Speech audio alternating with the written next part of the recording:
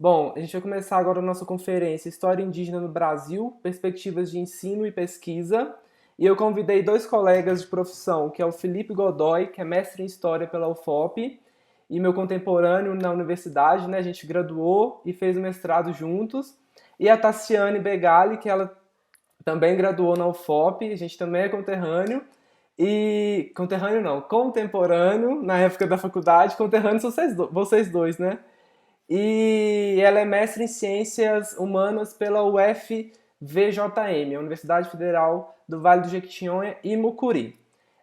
Além do mestrado deles, que tem um pouco de história indígena do Felipe, e o da Tassiana, que é sobre a história indígena mesmo, que eles vão comentar daqui a pouquinho, os dois já participaram também de projetos que ligam história e a pesquisa sobre indígenas, né? O Felipe participou do curso na UFOP de História e Cultura Indígena, e a Tassiana, ela também participou de um curso que chama História e Cultura do Povo Quiriri do Rio Verde de Caldas. E aí a gente dividiu essa apresentação em três partes. Na primeira parte nós vamos falar de pesquisa, na segunda parte nós vamos falar sobre ensino e na terceira parte nós vamos falar sobre novas possibilidades de pensar os indígenas no Brasil. Eu vou começar pedindo o Felipe para se apresentar e para falar um pouquinho para a gente da pesquisa dele. O Felipe ele estudou a história intelectual do século XIX e essa história intelectual do século XIX no Brasil, ela vai perpassar pela história indígena, necessariamente, né? E aí, Felipe, eu queria saber de você como que os cientistas do século XIX, eles pensavam o indígena brasileiro, e eu queria que você comentasse nisso um pouquinho da teoria evolucionista, da teoria evolucionista e da construção do pensamento científico no século XIX. Obrigado, Fabrício, pelo convite. Boa tarde aos alunos do IF.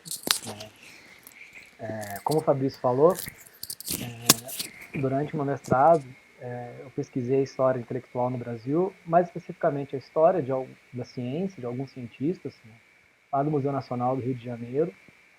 E durante o século XIX, um dos objetos de investigação no campo científico brasileiro era o passado do Brasil e, consequentemente, falar do passado era falar sobre os povos indígenas. Né? Então, a ciência do século XIX, ela também vai se ater aos povos indígenas. E vai formular uma série de problemas sobre esses povos. Né? Uma das questões era de onde vieram esses grupos, né? Esses povos indígenas, eles seriam povos que são originários da América ou não, eles vieram migrando de outros locais. Né? Então, isso, os cientistas do século XIX, eles vão se debruçar através de estudos de arqueologia, etnografia, para tentar entender essa origem do homem americano. E também, né, sobretudo a partir do final do século XIX, da publicação da Origem das Espécies de Darwin, a gente vai ter um outro elemento aí para pensar o indígena, que é a luz das teorias evolucionistas. Né?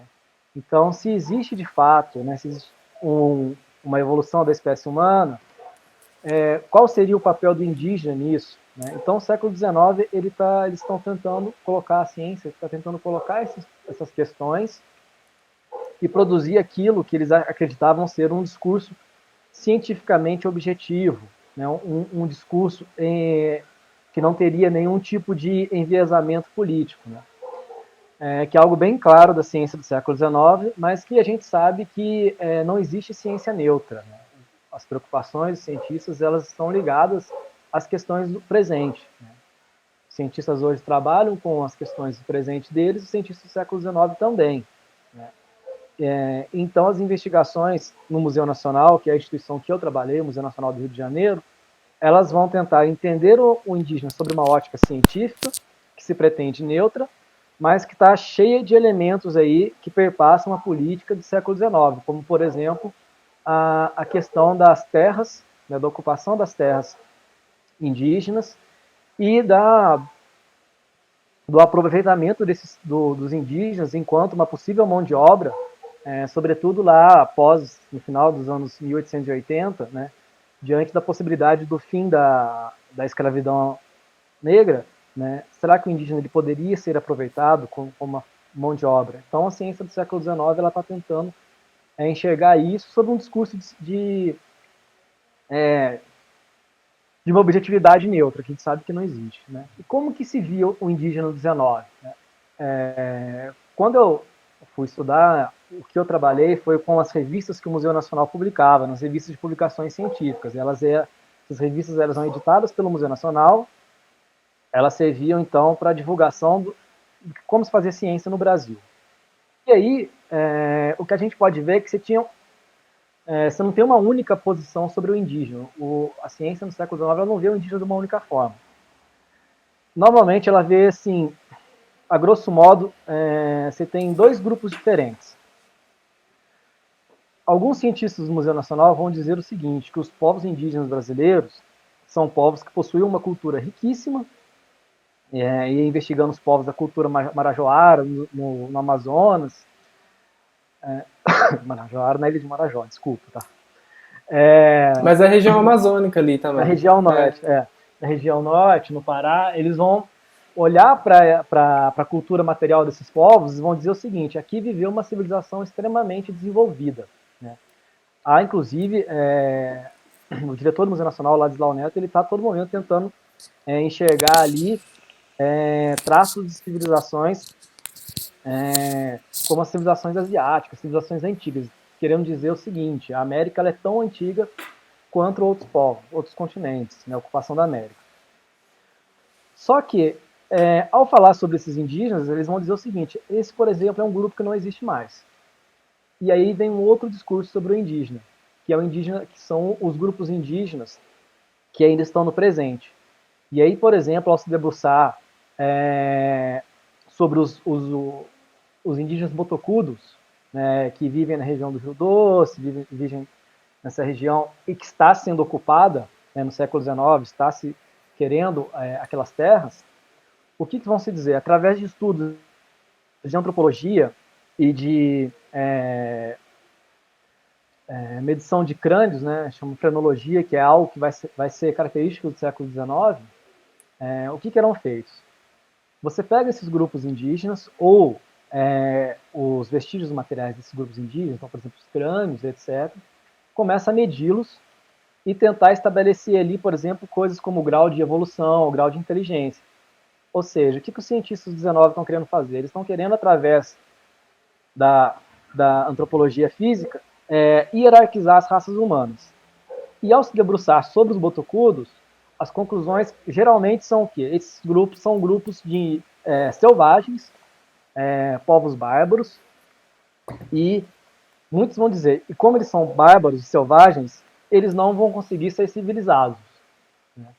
E aí, ao falar que eles não serão civilizados, apesar de eu não dizer, o que os cientistas tendem a demonstrar? Esse indígena que está ali no Rio Doce, que está atrapalhando a civilização, ele não vai conseguir se integrar. O que eu vou fazer com ele?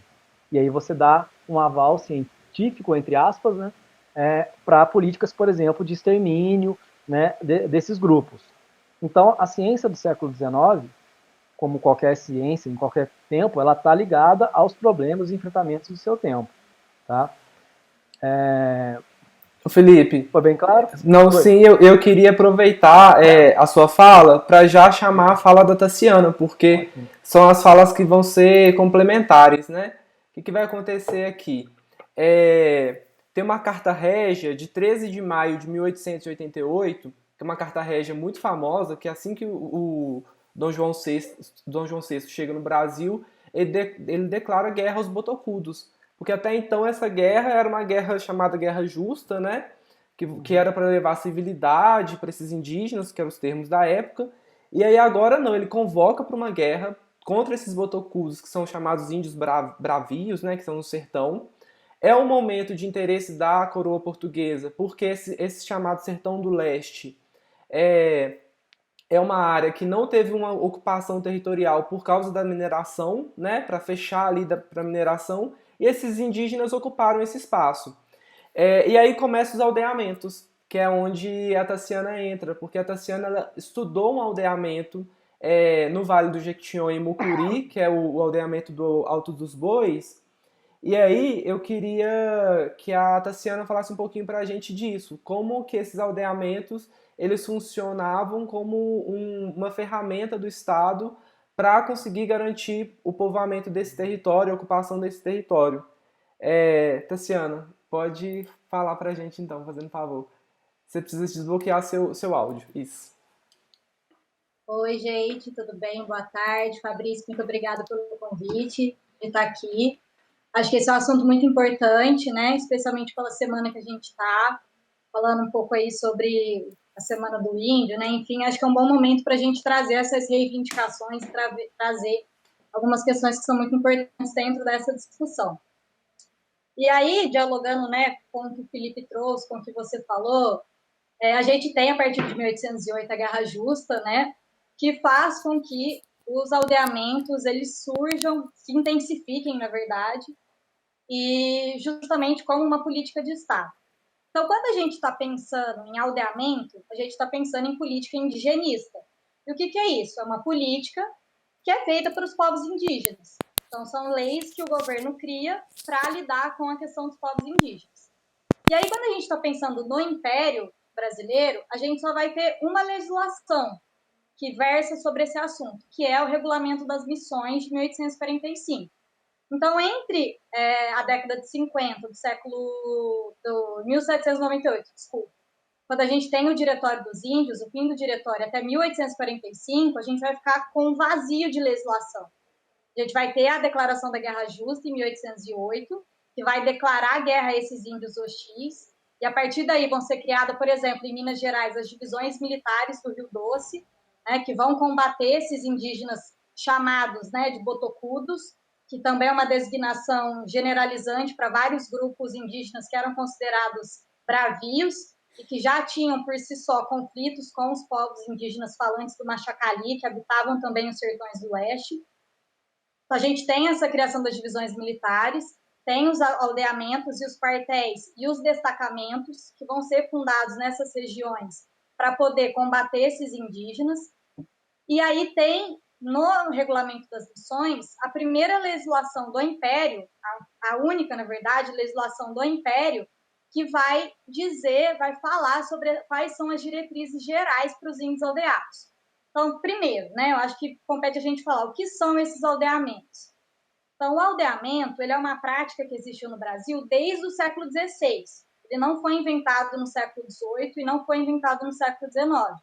Mas ele teve, sim, algumas mudanças. Qual que era o comum, né, do aldeamento? O aldeamento, ele era uma forma de reunir e sedentarizar os povos indígenas em um lugar definido. Então, você fixava ali não só um grupo indígena, mas como vários grupos. Então, não era prática do governo separar grupos por serem de etnias diferentes. Então, era uma prática comum que você colocasse ali etnias que fossem diferentes. Então, pensando na realidade de Minas, por exemplo, na minha pesquisa, tinha Macuni, Malali, Machacali, apesar de todos serem falantes do Machacali, eram grupos étnicos diferentes. Então, você reunia os índios em um lugar. Por quê? Porque você queria tirar esses índios de terras que eram consideradas, e aí dialogando com o que o Felipe trouxe, que eram consideradas super importantes para os colonizadores. Então, terras que deveriam ser exploradas, terras que deveriam ser ocupadas. Então, você tira o índio dali e você aldeia esse indígena. Ao aldear esse indígena, você coloca para ele uma utilidade. Então, aquele índio aldeado, ele vai passar a servir para alguma coisa, né? Na visão do governo, que é para quê? Para trabalhar, seja em casa de colonos, para tratar a terra, né? Plantar, colher, e também usado para guerrear, principalmente depois da Guerra Justa. Então, ele é usado como soldado. Por isso que a gente tem aldeamentos que são quartéis, aldeamentos que são destacamentos. Por exemplo, a prática comum de colocar povos falantes, de você aquartelar, de você aldear, né, fixar grupos machacali para poder guerrear e combater grupos botocudos, né, designados botocudos, por exemplo, o povo Krenak, que é um povo que foi considerado botocudo, por ser uma etnia considerada selvagem. Então, por conflitos étnicos que já existiam, o governo, o colonizador usava isso. E aí, então, dadas essas práticas, o regulamento das missões acerca da catequese e civilização do índio vai trazer algumas coisas novas no século XIX, algumas coisas que vão ser potencializadas e consolidadas. Quais são elas?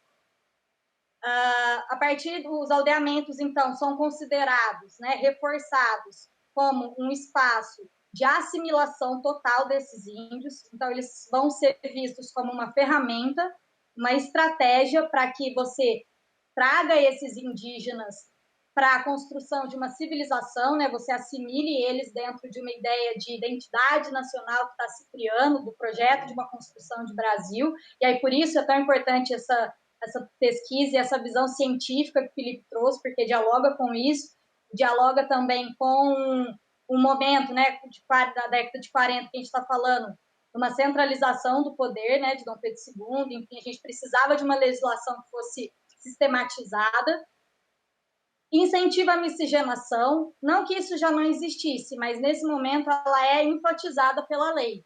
Então, passa a ser aceito e incentivado o casamento de índios com não índios.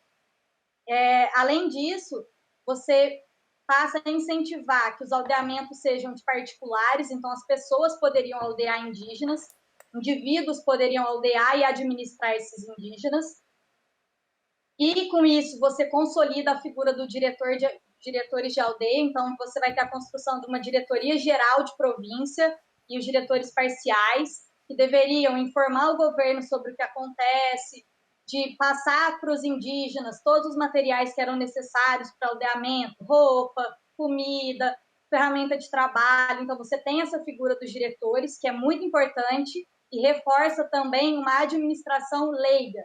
Então, o regulamento das missões, ele vai definir que os aldeamentos no Brasil devem ser de administração leiga, ou seja, não religiosa. Só que isso é uma discussão que vai durar até o século XX. A gente vai ter essa discussão até o século XX, porque, na prática, o que a gente via é que os missionários atuavam dentro dos aldeamentos, eram, inclusive, incentivados a estar ali. Em Minas, por exemplo, o último investimento para a catequese vai ser só em 1880. Até lá, a gente vai ter investimento para que missionários possam atuar. E como que eles atuariam? Com assistente educacional e assistente religioso do administrador. Só que a todo momento na documentação, né, nos relatórios de governo, nas cartas escritas entre os diretores, nos relatos de viajantes naturalistas que passaram pela região, você vê como a catequese é vista como algo essencial para que esses indígenas fossem inseridos no curso da civilização, né, que se desejava naquela época. E aí, enfim, muito por esse lado, os aldeamentos vão ter, então, essa função de servir como lugares de infraestrutura, de servir mão de obra e de serem locais que vão alimentar outras regiões. Então, eles ficam em pontos estratégicos para combater índios considerados selvagens, né? Índios que não, como o Felipe disse, que vão ser considerados pela ciência, pela política, que não são passíveis de serem assimilados, e vão também, ao mesmo tempo, fornecer matéria-prima, alimento, mão de obra para as regiões que precisam ser ocupadas pelo Estado brasileiro. Ô, Tassiana, eu queria que você falasse um pouquinho desses aldeamentos, porque a região que eu trabalho hoje, que é Bom Jesus do Tabapuana, de alguma maneira ela tá ligada a esse sertão do leste. E se você pega essa região toda de Mata Atlântica, e você tem muitos ali indígenas, você tem Coroados, Puri, Guarulho, Goitacá, são várias etnias ali. E aí a gente tem 3 aldeamentos nessa região. Por isso eu queria que você falasse para os alunos também identificarem que não é tão distante assim da região deles, né? Você tem um aldeamento em Campos mesmo, que é de Santo Antônio de Guarulhos. Inclusive hoje a região de Campos tem uma parte que chama Guarulhos, provavelmente por conta desse aldeamento. Você tem um aldeamento em São Fidélis e você tem um aldeamento em Santo Antônio de Pádua. Então, assim, essa região também é uma região que ela vai ter um processo tardio de ocupação do território, muito por conta dessa mineração, né, que a coroa portuguesa não deixava. E aí, a partir do momento que eles têm um interesse nesses locais, eles vão começar essa estratégia de guerra e essa colonização como guerra. Eu queria falar um pouquinho, Tassiana, se você pudesse falar para a gente sobre como que você viu nessas fontes a visão indígena, porque são fontes que falam sobre os índios, mas qual que é a visão do índio nesse momento, assim? E você consegue trazer um pouquinho para a sua pesquisa isso, né? Interpretar a fonte do não índio, mas tentar pegar ali a visão deles. Isso, e só para reforçar, Fabrício, também que no Império, né, a gente tem também a lei de terras, que vai ser totalmente agressiva com as terras indígenas, vai inclusive tomar terras aí de aldeamento quando considerar que os índios que estão ali já estão assimilados.